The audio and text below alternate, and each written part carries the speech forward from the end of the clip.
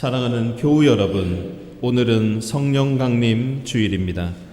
진리의 영이 오시면 그가 너희를 모든 진리 가운데로 인도하실 것이다. 그는 자기 마음대로 말씀하지 않으시고 듣는 것만 일러주실 것이요 앞으로 올 일들을 너희에게 알려주실 것이다. 우리와 함께 하시는 주님께 감사하며 예배 드립시다.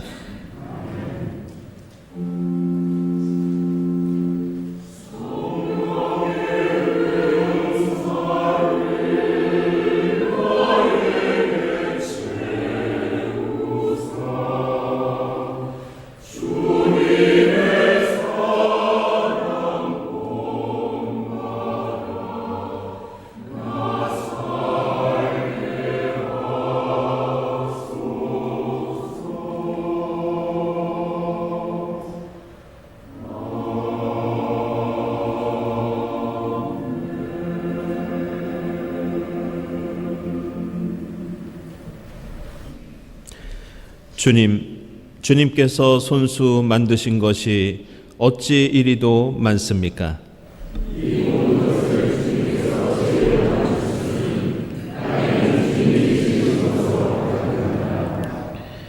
이 모든 피조물이 주님만 바라보며 때를 따라서 먹이 주시기를 기다립니다.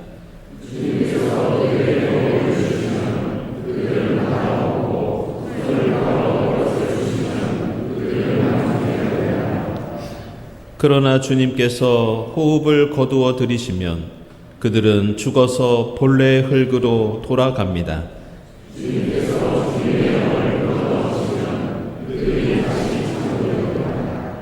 주님의 영광은 영원하여라. 주님은 친히 행하신 일로 기뻐하신다.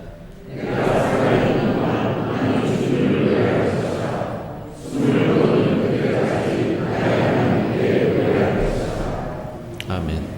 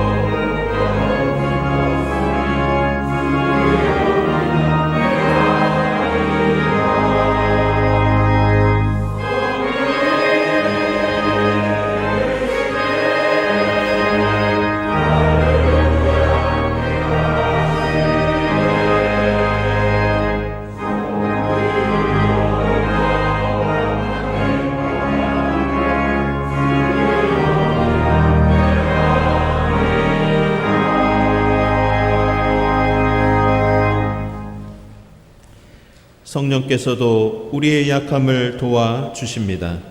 우리는 어떻게 기도해야 할지도 알지 못하지만 성령께서 친히 이루 다 말할 수 없는 탄식으로 우리를 대신하여 간구하여 주십니다. 우리의 약함을 살펴주시는 주님의 사랑에 의지하여 우리 모든 죄를 고백하고 회개합시다.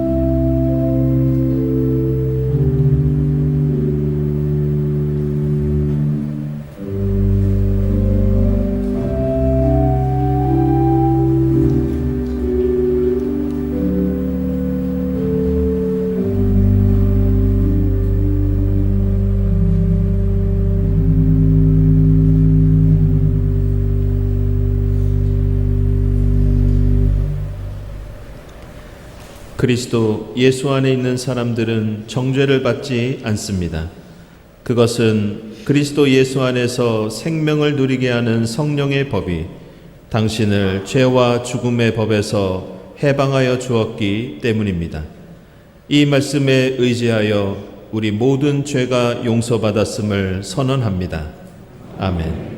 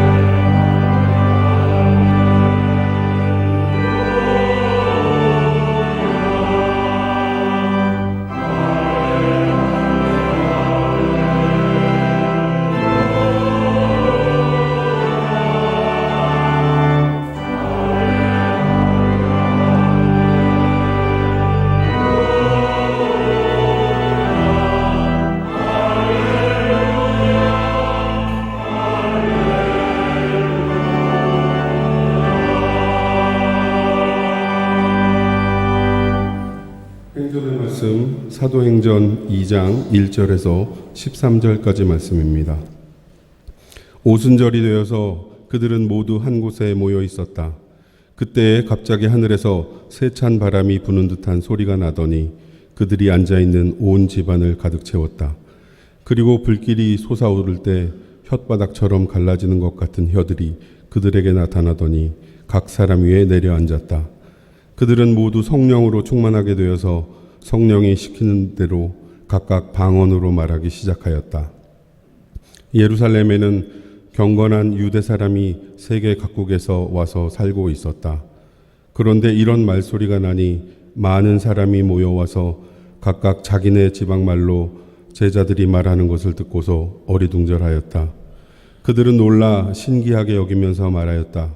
보시오, 말하고 있는 이들은 모두 갈릴리 사람이 아니오? 그런데 우리 모두가 저마다 태어난 지방의 말로 듣고 있으니 어찌된 일이요? 우리는 바데 사람과 메데 사람과 엘람 사람이고 메소포타미아와 유대와 갑바도키아와 본도와 아시아와 부르기아와 밤빌리아와 이집트와 구레네 근처 리비아의 여러 지역에 사는 사람이고 또 나그네로 머물고 있는 로마 사람과 유대 사람과 유대교에 개종한 사람과 크레타 사람과 아라비아 사람인데 우리는 저들이 하나님의 큰 일들을 방언으로 말하는 것을 듣고 있어. 사람들은 모두 놀라 어쩔 줄 몰라서 이게 도대체 어찌된 일이요 하면서 서로 말하였다. 그런데 더러는 조롱하면서 그들이 채 술에 취하였다 하고 말하는 사람도 있었다. 아멘.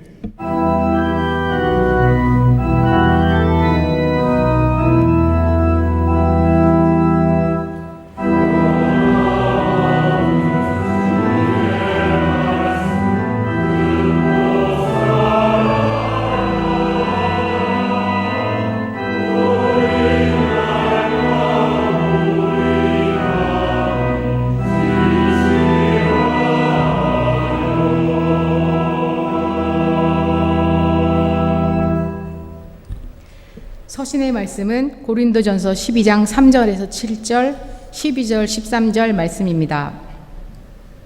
그러므로 나는 여러분에게 알려드립니다.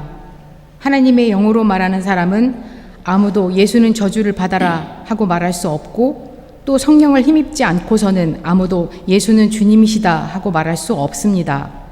은사는 여러 가지지만 그것을 주시는 분은 같은 성령이십니다. 섬기는 일은 여러 가지지만 섬김을 받으시는 분은 같은 주님이십니다. 일의 성과는 여러 가지지만 모든 사람에게서 모든 일을 하시는 분은 같은 하나님이십니다. 각 사람에게 성령을 나타내 주시는 것은 공동 이익을 위한 것입니다. 몸은 하나이지만 많은 지체가 있고 몸의 지체는 많지만 그들이 모두 한 몸이듯이 그리스도도 그러하십니다. 우리는 유대 사람이든지 그리스 사람이든지 종이든지 자유인이든지 모든 한 성령으로 세례를 받아서 한 몸이 되었고 또 모두 한 성령을 마시게 되었습니다. 아멘.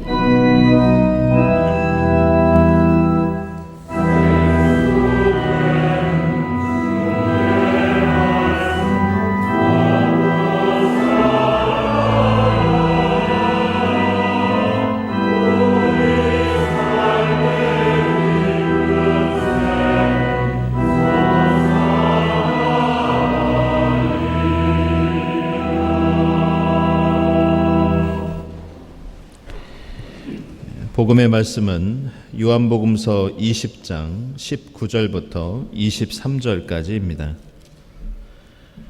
그날 곧 주간의 첫날 저녁에 제자들은 유대 사람들이 무서워서 문을 모두 닫아 걸고 있었다.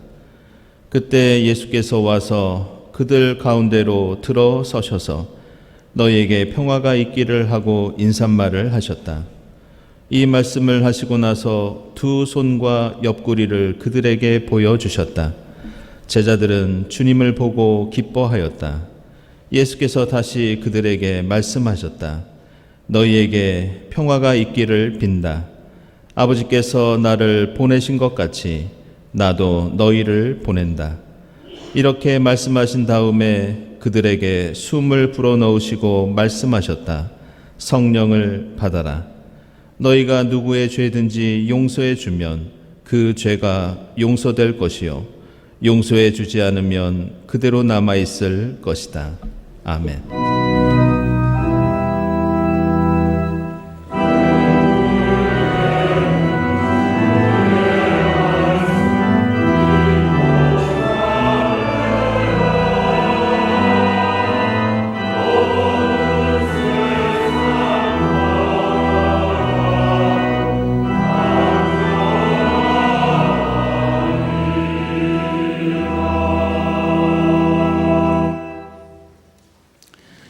친교와 소식 시간입니다. 오늘은 성령 강림 주일입니다. 이 시간 이 자리에 함께 하신 교우들 또 인터넷으로 예배드리는 교우들 환영드리고요. 특별히 오늘 주님의 사랑으로 처음 교회에 나오신 분들을 환영합니다. 혹시 교회 생활에 문의가 있으신 분들은 우리 이 건물 지하에 있는 세교 등록실로 방문해 주시면 되겠습니다. 이 시간 주위에 계신 분들과 함께 평화 인사 함께 나누겠습니다. 주님의 평화를 빕니다. 예.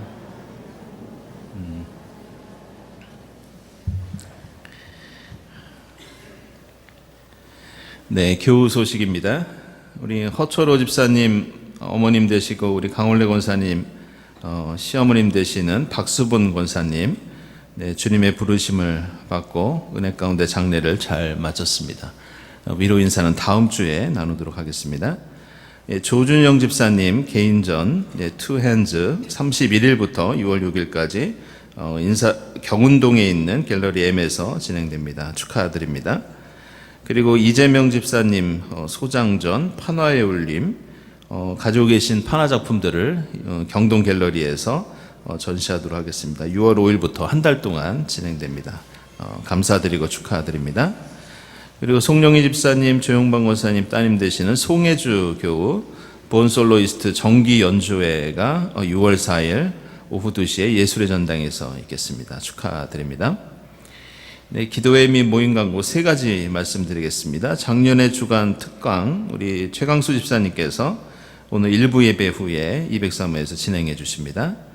그리고 오늘 오후에 3040 모임이 있습니다. 특별히 우리 미취학 자녀들을 위해서 기독교 환경교육 시간이 마련되어 있습니다. 그리고 또 한 가지 안내드릴 것은 저희들이 지난 몇 달 동안 우리 어린 자녀들을 위해서 교육관 시설을 조금 보강했습니다. 그래서 2층과 3층에 가시면 또 공부방도 있고요. 또 영화도 볼 수 있는 방도 있고 또 게임도 하고 독서도 하고 놀이도 할 수 있는 그런 방을 마련했습니다. 여러분들 많은 이용 바랍니다. 생태환경위원회 모임 6월 3일에 국제환경영화제 관람하도록 하겠습니다. 관심 있는 분들께서는 강승구 목사님께 문의해 주시기 바랍니다. 예, 다음 주일 6월 첫째 주에는 장로 임직식이 있습니다. 저번 공동의회를 통해서 피택되신 우리 박선영 권사님, 김성식 집사님께서 다음 주일 2부 예배 때 장로 임직식을 거행하도록 하겠습니다. 여러분들 기도와 또 참여 부탁드립니다. 청년부에서 주관하는 제주도 평화기행 7월 6일부터 3박 4일 동안 진행됩니다. 역시 강승호 목사님께 접수해 주시고 또 문의해 주시기 바랍니다.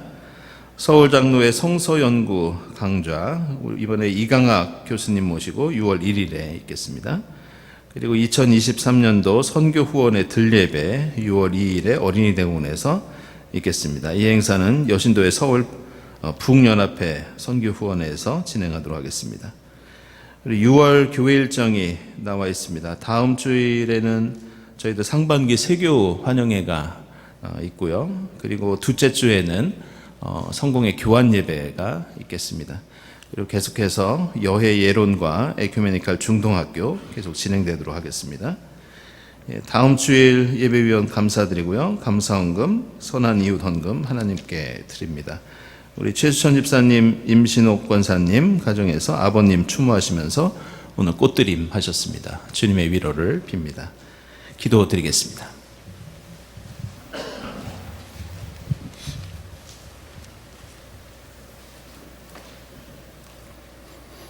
하나님, 성령 강림주일 주님 앞에 나와 예배하게 하시니 감사합니다. 갈릴리 사람들로 성령을 통하여 예루살렘의 첫 교회를 세우신 주님, 두려움과 기다림의 제자들에게 숨을 불어넣으시며 성령을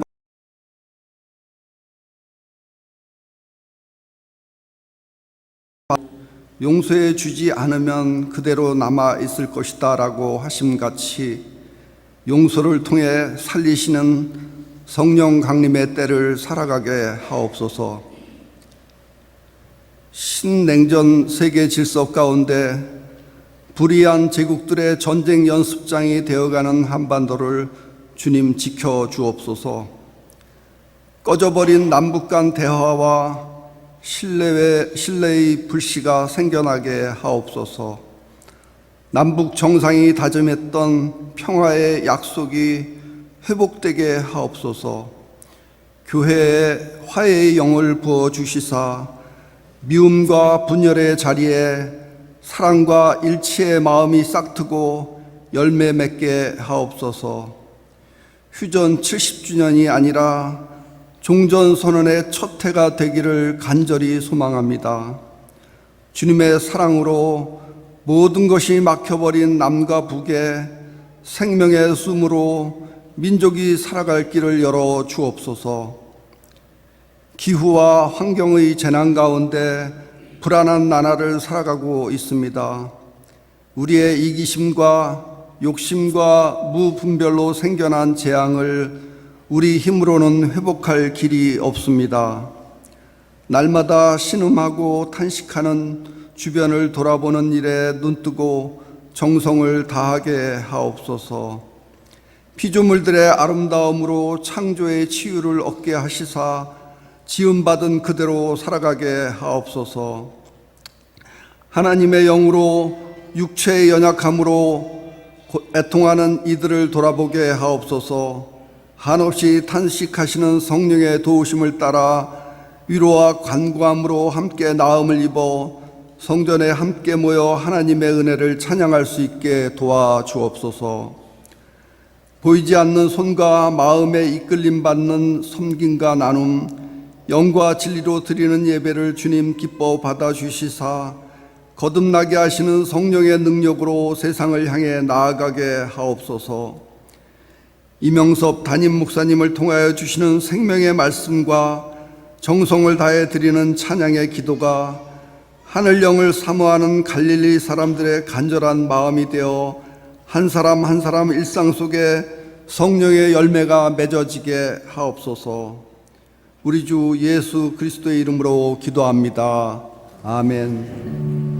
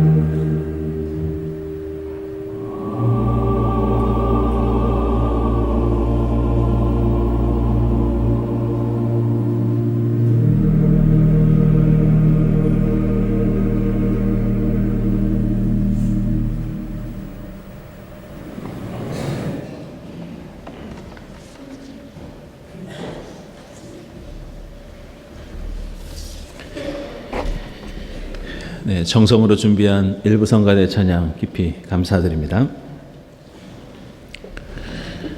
네, 우리는 지난 12월 첫째 주일부터 대림절, 성탄절, 주연절, 그리고 사순절과 부활절에 이르는 성자 예수 그리스도에 관한 절기를 지켰습니다.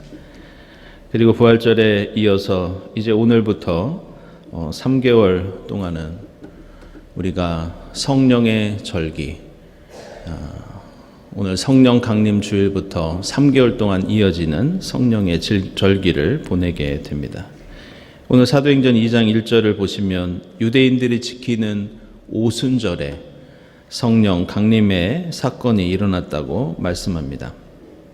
유대인들에게 오순절은 유월절과 이 초막절과 함께 3대 명절에 속합니다. 오순절은 구약 성경에서는 이 칠칠절이라고도 불렀고, 특별히 유대인들은 보리를 수확하고 첫 열매를 기뻐하면서 하나님께 드렸기 때문에 이날을 맥추절이라고도 불렀습니다. 우리가 오순절, 즉 이 맥추절에 성령 강림 사건이 일어나고 이 맥추절에 성령의 역사를 기념하는 것은 몇 가지 중요한 의미가 담겨 있습니다. 첫째로 보리 열매가 맺혀진 것처럼 초대교회 사람들은 성령 강림을 부활의 열매를 맺게 하는 그러한 역사로 생각했습니다. 예수께서 십자가에서 돌아가신 후에 만약 아무도 예수를 기억하지 않고 예수의 삶을 이어가는 사람이 아무도 없었다면 예수의 십자가와 부활은 어떤 의미도 없었을 것입니다. 그리고 당연히 그리스도교와 교회 공동체 또한 이 세상에 지금처럼 존재하지 않았을 것입니다. 그래서 사도 바울이 고린도전서 15장에서 그리스도께서 죽은 사람들 가운데서 살아나셔서 부활의 첫 열매가 되셨다면 이제 예수의 길을 이어가는 우리 그리스도인들은 부활의 두 번째, 세 번째, 네 번째, 다섯 번째 열매로 이어가야 한다고 그렇게 말씀하고 있습니다. 그러나 예수의 십자가는 내가 지고 싶다고 내 힘으로 질 수 있는 것이 아니고 부활의 열매도 내가 맺고 싶다고 내 마음대로 스스로 맺을 수 있는 것이 아닙니다. 십자가 부활의 삶은 오직 성령의 역사를 통해서만 가능한 것이고, 예수께서는 오늘 그래서 요한복음서 20장에서 부활하시자마자 제자들에게 가셔서 그들에게 성령을 부어 주십니다. 그리고 오늘 고린도전서 12장에서도 사도 바울은 성령이 없이는 예수를 주님으로 고백할 수 없고 예수의 십자가와 부활의 삶을 사는 것도 성령이 없이는 불가능하다고 말씀하고 있습니다. 지난 주일에 보혜사 성령에 대해서 제가 설명을 드리면서 보혜사를 가리키는 파라클레토스라는 단어는 어떤 직업이나 사명을 이어받는 상황 속에서 사용되는 단어라고 말씀드렸습니다. 따라서 보혜사는 부활의 열매가 첫 번째부터 두 번째를 거쳐 계속되게 하는 영이며, 따라서 성령께서 강림하신 오늘이 보리 열매를 추수하고 감사하는 이 오순절과 겹치는 것은 우리에게 특별한 의미가 있다고 할 수 있겠습니다. 다음으로 오늘 성령 강림 주일은 이렇게 유대인의 오순절과 겹치는 날이면서 한 가지 더 중요한 뜻을 담고 있는데, 그것은 바로 아까 장로님께서 기도하셨듯이 교회가 탄생한 날이 이 성령 강림 주일이고, 또한 교회의 선교가 시작된 날이 바로 이 성령 강림 주일입니다. 하나님을 믿는 신앙 공동체는 이스라엘 백성들이 출애굽을 하던 구약 시대부터 있었습니다. 그러나 주님의 몸된 교회는 오늘 사도행전 2장에 나오는 오순절 성령 강림 사건을 통해서 시작된 공동체가 교회입니다. 오순절의 보리 수확이 한 알의 나달만으로는 어떤 기쁨도 주지 못하는 것처럼 교회는 말 그대로 한 개인이 아니라 공동체를 가리킵니다. 따라서 성령께서는 나달이 아니라 보리를 베어서 함께 묶어놓은 보리단을 위한 영이 바로 성령이십니다. 구약 성경부터 신약 성경에 이르기까지 성경 전체에 나오는 성령의 역사를 살펴보면 성령은 한 개인만을 위해서 독점적으로 주어지는 그런 영이 아닙니다. 그래서 오늘 요한복음서 20장에서 예수께서는 성령을 받으라고 제자들에게 말씀하실 때 한 사람의 단수로 말씀하시는 것이 아니라 너희는 성령을 받아라, 복수형으로 말씀하십니다. 오늘 사도행전 2장에서도 보면 우리는 오순절 성령 강림 사건의 중요한 특징을 발견할 수 있습니다. 사람들이 한 곳에 모여 있을 때 세찬 바람이 부는 듯한 소리와 불길이 솟아오르면서 혓바닥처럼 갈라져서 성령이 사람들에게 임하는 것을 볼 수 있었습니다. 그런데 거기 모인 사람들이 겪었던 이러한 성령의 충만함은 단순히 개인이 체험하는 개인적인 영적 체험이 아니었습니다. 그들이 경험한 성령은 나의 영, 나만의 영이 아니라 너와 내가 함께 소통하는 우리의 영이었고, 지역과 언어와 종족과 신앙의 형태를 넘어서서 모두가 하나 되는 공동체의 영이었습니다. 이것은 바울 서신에 나오는 성령의 역사를 보더라도 마찬가지입니다. 오늘 사도 바울은 고린도전서 12장에서 우리 몸에는 지체가 여럿 있지만 한 몸을 이루는 것처럼 성령께서 우리로 하여금 한 몸을 이루게 하신다고 말씀하고 있습니다. 우리 각자가 가진 은사가 다르고 우리는 서로 능력이 다르지만 그 은사를 주시는 분은 오직 성령 한 분이시고 헌신과 섬김을 통해서 우리는 주님 안에서 하나가 됩니다. 그리고 각 지체된 사람들에게 성령께서 역사하시는 것은 나만의 이익과 행복이 아니라 오늘 고린도 전서에서 사도 바울이 직접 사용하는 표현처럼 공동의 이익을 위한 것이 바로 성령의 역사라고 말씀하고 있습니다. 따라서 오늘 성령 강림 주일을 맞이하면서 이러한 성령의 역사가 보리를 수확하고 기뻐하면서 하나님께 감사를 드리는 오순절에 일어났다는 것은 우리에게 중요한 의미를 일깨워 줍니다. 그것은 부활의 열매는 오직 성령을 통해서 내가 십자가와 부활의 주님과 한 몸을 이룰 때 가능하다는 겁니다. 그리고 그 열매의 감사와 기쁨은 나만을 위한 것이 아니라 성령 안에서 우리가 지체로서 하나가 될 때 가능하고 그 열매는 함께 나누어져야 한다고 말씀합니다. 초대교회 그리스도교 공동체는 바로 이러한 성령의 역사가 있었기 때문에 그들은 박해와 고난을 무릅쓰고 부활의 복음을 전할 수 있었고 가진 것을 서로 함께 나누면서 이웃에게 십자가 사랑을 전할 수 있었습니다. 저는 올해에는 우리가 예전보다 더 특별한 성령 강림 주일을 보내고 있다고 생각합니다. 돌이켜보면 지난 몇 년 동안 우리는 이 코비드-19 전염병이라고 하는 인류 역사에서 그리고 교회 역사에서 앞으로 결코 지워지지 않을 그런 시간을 보냈습니다.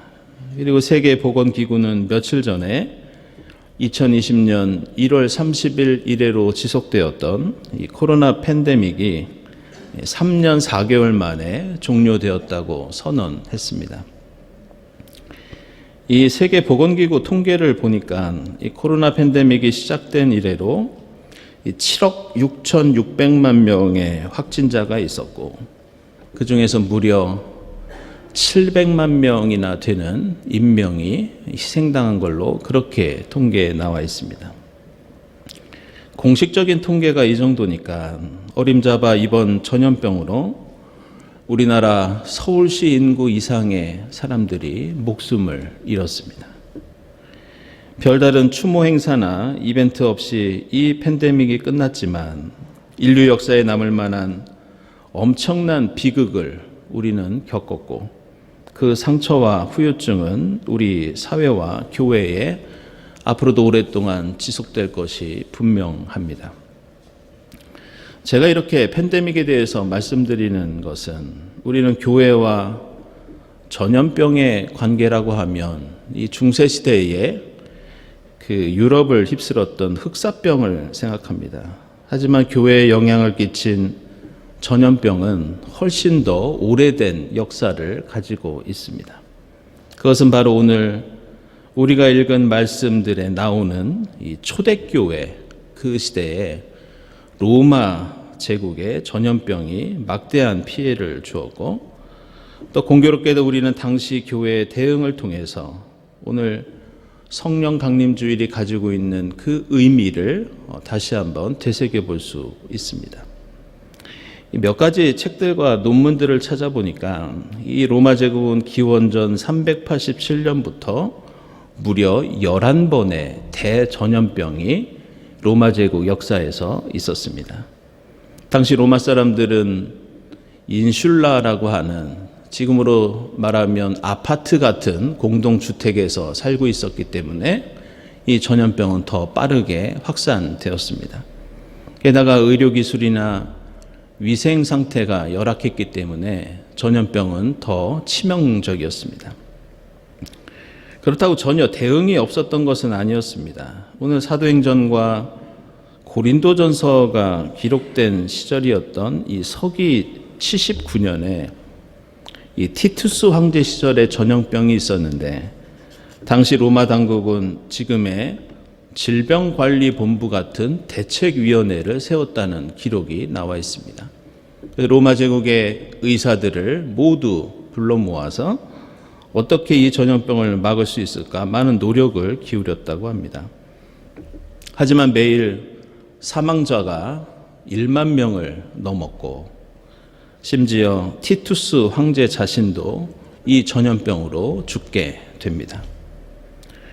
2세기에는 더 심한 전염병이 있었는데 그것이 165년부터 180년 사이에 발생했던 안토니우스 역병입니다.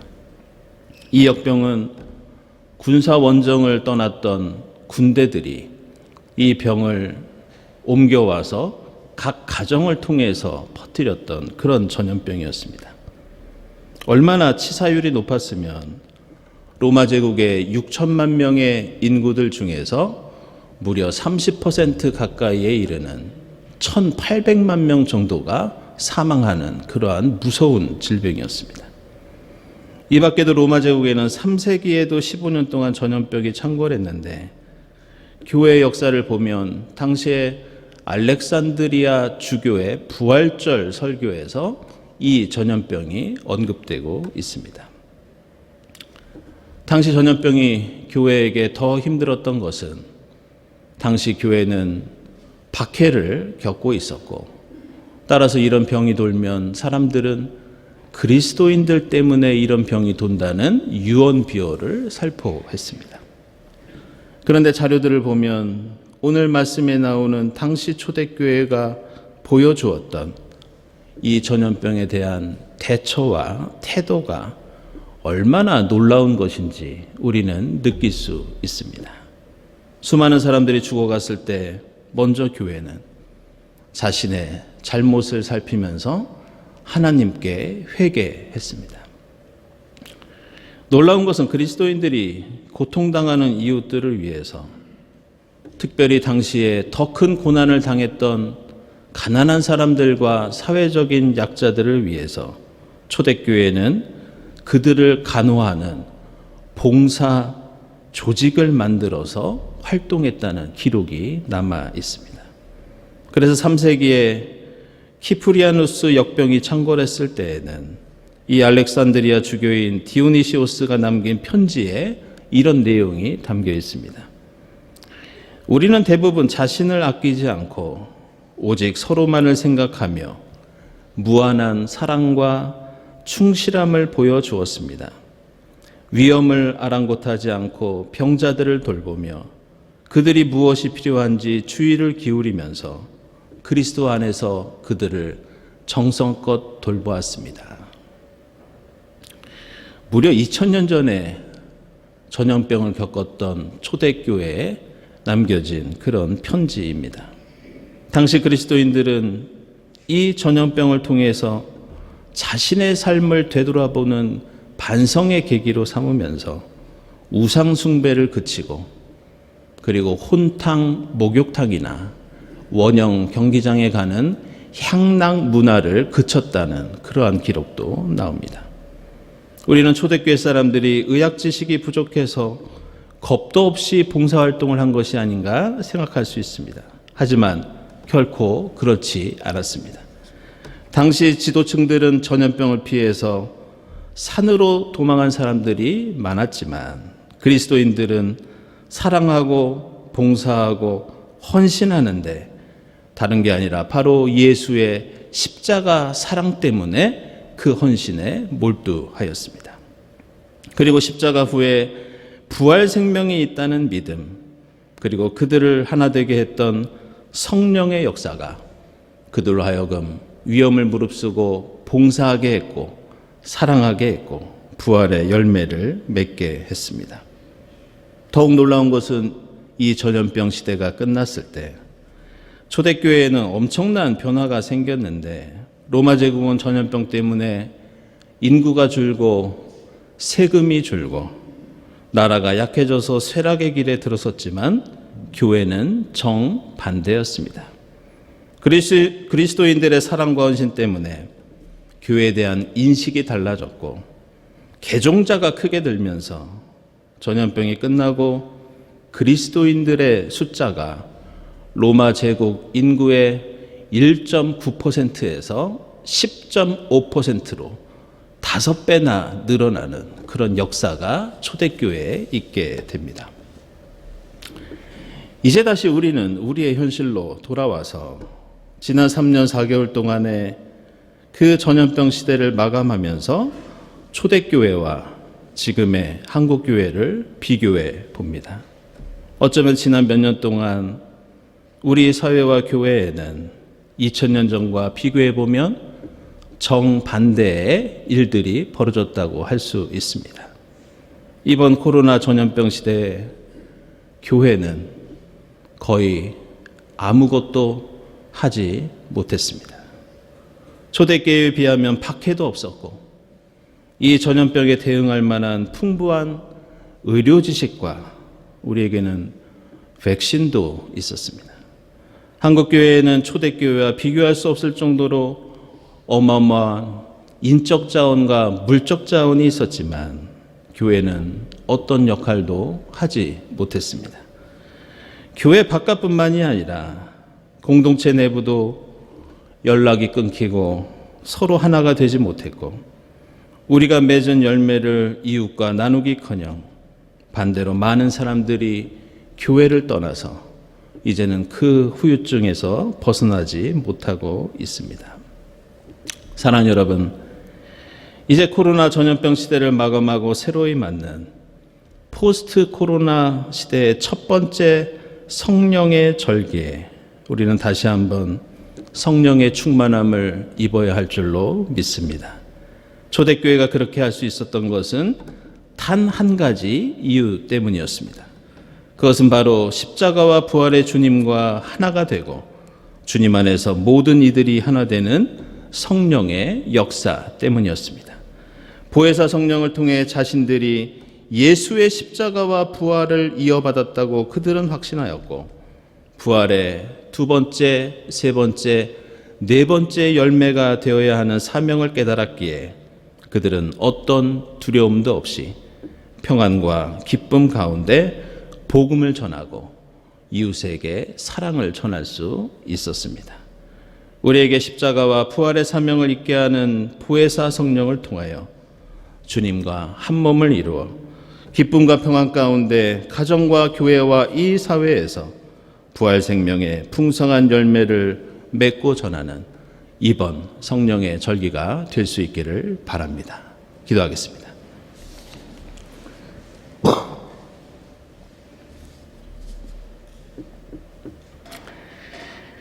하나님, 저에게 약속하신 보혜사 성령을 보내주시고 저희와 성령으로 함께해 주시니 감사합니다. 저희가 주님의 몸된 교회를 이루는 것은 공동의 이익을 위하고 부활의 열매를 풍성히 맺으며 이 땅에 주님 나라를 이루기 위함인 줄 믿습니다. 움츠러들었던 저희의 믿음과 소망과 사랑이 성령의 역사로 다시 기지개를 펴게 하시고 풍성한 부활의 열매를 맺어가도록 역사에 주시옵소서. 예수 그리스도의 이름으로 기도드리옵나이다. 아멘.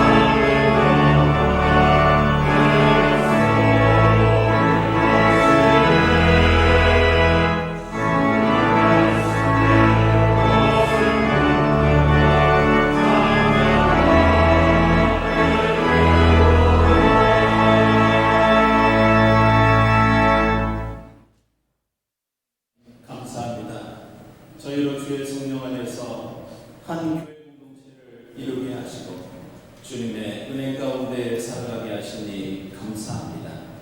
주님의 사랑에 감사하면서 의원이 기쁘게 받아 주시옵소서. 이 예물이 이 땅에 주님 나라 이루는데 아름답게 사용되게 하시고 우리의 고통당하는 이웃들에게 사랑을 전하는데 값지게 사용되게 하옵소서. 예물을 바치는 손길들을 기억해 주시어 하나님의 합당하신 방식대로 복을 내려 주시옵소서. 예수 그리스도의 이름으로 기도드리옵나이다. 아멘.